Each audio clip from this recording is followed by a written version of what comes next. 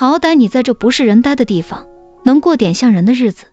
牢房没上锁，收拾得干干净净，角落里的床铺上放了厚厚的被褥。江雪宁没有说错，这里比清远伯府的柴房好了不知多少。游方银惨死，清远伯府在京中算不得名门，袭爵至今一代不如一代，是燕林口中的破落户。府上2位嫡小姐，长女游双已经出嫁，次女游月心肠狠毒，冤枉姨娘偷人，指使下人虐待庶妹游方银。重阳赏菊，游方银从柴房逃跑，拼死要去见垂危的母亲，2个粗使婆子带住他，把他往水里按。江雪宁救下了在外人眼中木讷胆小的游方银。漕运的官员和商人勾结，五五分成，先是恶意压低价格囤积生丝，然后令人弄翻运送生丝的船只，供求失衡，丝价暴涨。江雪宁凭着上一世的记忆把这个消息告诉了游方银，给了他350两，告诉他再难也要撑下去，至少活出个人样来，才不枉来这世上一回。游方银受了鼓舞，开始经商，后来与江雪宁利用游月贪财的心理将其逼疯。许文义的生丝滞销，正要贱卖了事，游方银用全部的钱买了他的货，劝他再等几天。11日后，丝船翻覆的消息刚到京城，谢威就命吕显大量收购生丝。许文义见无人问津的货物突然被人整船包下，知道游方银说的是实话。他见吕显第一时间就能得到漕运的消息，猜他来头不小，开罪不起，于是卖了半船丝当结交朋友。吕显是谢威同科的进士，寒门出身，智计一流。谢母病逝家中，谢威回乡守孝，吕显是翰林院其他人为庸俗无能之辈，索性辞官挂印，登门拜访谢威，知其身世后，甘心为其效命。这单生意，游方银赚了1200两。许文义卖完丝后，千恩万谢的要给游方银再添2000两，游方银劝了好久，最后收了900两。吕显发现游方银提前知情，调查过程中渐渐喜欢上了游方银。为离开清远伯府，游方银与家有盐场的认为制假结婚。长公主沈芷依自愿和亲，江雪宁哭得睡着了。马车行到江府，侍从见书打起车帘。江伯游看见谢威抚过江雪宁的发，生涩而小心地吻了他的眼睫。江伯游的脸立时沉了下来，目中有震撼有嗔怒，他直直看向谢威，随后拂袖而去。江雪宁离京前，谢威发狠似的拉着他，哀求他不要走。江雪宁惊慌之下咬了谢威，当晚便乘着府里早已准备好的马车，出了京城直奔蜀中。在接下来的2年里，江雪宁隐于盐场，不计代价的拓展生意版图，暗中联系上了燕林。上一世，燕林满门被屠，对江雪宁生恨。这一世，江雪宁策反了周银之，永义侯府一出事，他就把提前准备好的钱给了燕林，供他上下打点。周银之是江府一个下人的儿子，江伯游的妻子孟氏不满小妾婉娘，周家受牵连，被一道发往田庄。周银之长大后负责喂马，跟学堂里的先生学了字，读过几本书。婉娘离开前一不做二不休，调换了自己和孟氏的女儿，直到临终才把真相告诉江伯游。江雪宁无人可依，请周银之护送他回京，作为交换，他会在父亲面前替周银之美言几句。江伯游见周银之处事妥当有成算，2年后举荐他去了新武卫。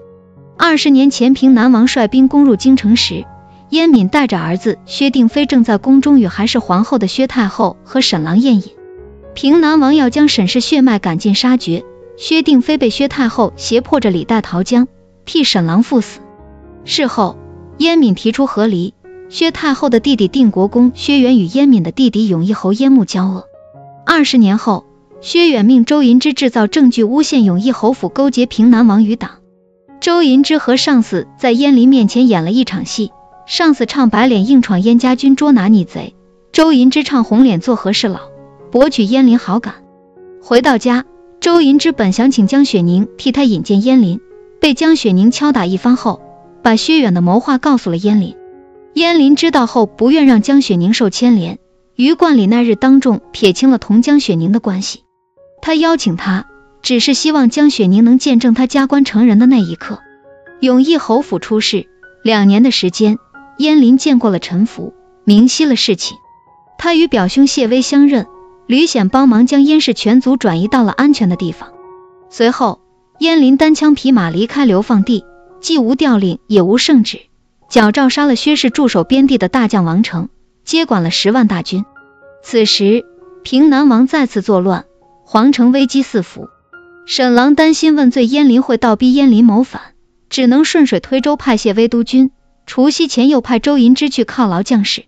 周银之此行的真实目的有2个，一是控制江雪宁和游方银在蜀中和江南的产业，把他们的人全部以谋逆罪收监后封锁消息，断了燕林的资金；二是给被燕林从蛮夷之的迎回的沈芷一送去半枚兵符。见面时，江雪宁同周银之闲聊，周银之说自己离京前宫里秋茶刚赐下，是自己爱妾幺娘喜欢的滇红茶。周银之走后，直觉不对劲的江雪宁心念电转，回过未来。宫里赐茶一般是在12月初，周银之从京城到边地不过10日路程，他拖了这么多天才到，中间一定去了其他地方。游方银不知谢威和江雪宁已经决定软禁周银之，与他聊起犯茶之情。周银之知道自己说漏了嘴，他毫不留情地杀了游方银，趁乱逃出了城。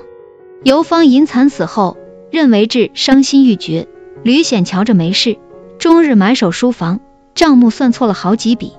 谢威放弃皇位1日，江雪宁去给游方银上坟，被平南王绑架。20年前，平南王留了薛定妃一命，之后薛定妃改名谢威，领着平南王瓦解京城势力的命令入朝为官。20年后，平南王再次谋逆，谢威为救江雪宁自伤左手。与此同时，燕林和吕显赶到，刀兵相接声四起。平南王下意识地忽略了手无缚鸡之力的江雪宁，想着擒住谢威或有回天之力。江雪宁趁平南王不备，拢在袖中的右手突然伸出，一柄薄刃飞快地抵在了平南王的喉间。平南王被俘，剑叔用铁链把他困住，将长钉一根根对准其手掌钉入墙中。谢威对他说，人还是你的，尽管打，龙椅就放在紫禁城的最高处。双手被废的平南王别无选择，只能挥师北上。谢威带着人马不紧不慢地跟在后面，整顿平南王丢弃的城池，安抚他们惊扰的百姓，几乎不费一兵一卒便占了半壁河山。此时周银之已经回到京城，早前他盗取了游方银的印信，劫走了他们存放在钱庄的10万两白银。沈郎知道后大喜，授其9门提督之位，让他和薛远各自领兵卫戍京城。谢威的侍从刀琴命女刺客假扮绣娘，抬着一口装满衣裳的箱子敲开了周家的门，劫持了妖娘。妖娘本是茶农家的女儿，家道中落后被周银之买回家收为妾室，极受周银之的宠爱。刀琴等人将怀孕的妖娘装在箱子里带走，留下一封信，允诺周银之只要肯做内应便不计过往。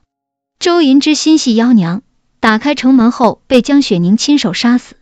死前周银之眼底带泪，竭力向江雪宁伸出手去，想要张口询问。江雪宁居高临下的看了他一眼，扔了剑扬长而去。周银之至死不知妖娘下落。京城将破，沈郎派张遮前去游说，实则是让他暗中面见沈芷一，将另一半兵符交给他。当初沈芷一怀了蛮夷的骨肉，因察觉边地将乱，密传消息向沈郎求救，希望皇兄能抢在战事起前助他脱困。可是沈郎嫌他不节，只回复了9个字：赐白绫1尺，毒酒1盏。金銮殿上，薛氏一族被杀。沈芷一带兵而来，不为保护沈郎，只放低了姿态求谢威留他全尸。平南王正要坐上龙椅，燕林抬脚便将其踹倒，一手抢过他紧紧抱着的玉玺，另一只手反持长剑，一剑贯穿平南王的脖颈。燕林将玉玺递给江雪宁，抬手一指伫立不言的谢威与沈芷一，让他选择下一任皇帝。江雪宁相信，只要自己嫁给谢威，爱屋及乌的沈芷一就算再讨厌忌惮谢威，也必不会出手加害。于是江雪宁抬了沈芷一的手，将玉玺放进他掌心。谢威见了，放弃争夺皇位，径直转身拂袖离去。江雪宁入主宁安，谢威刚行到长街前，江雪宁便唤住他，拉着他的手表明心意。沈郎虽然驾崩了，可皇室并未瓦解，沈介还是临淄王，江雪宁同父异母的姐姐江雪慧也依然是临淄王侧妃。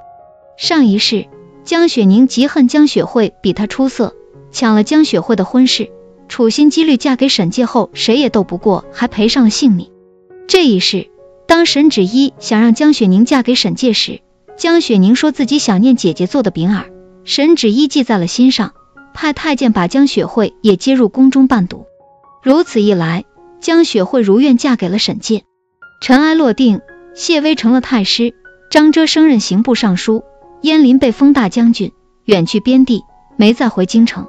沈芷依暂时临朝摄政，力排众议，将皇室产业交给江雪宁打理，让他想做什么生意就做什么生意，得力之后分他2成。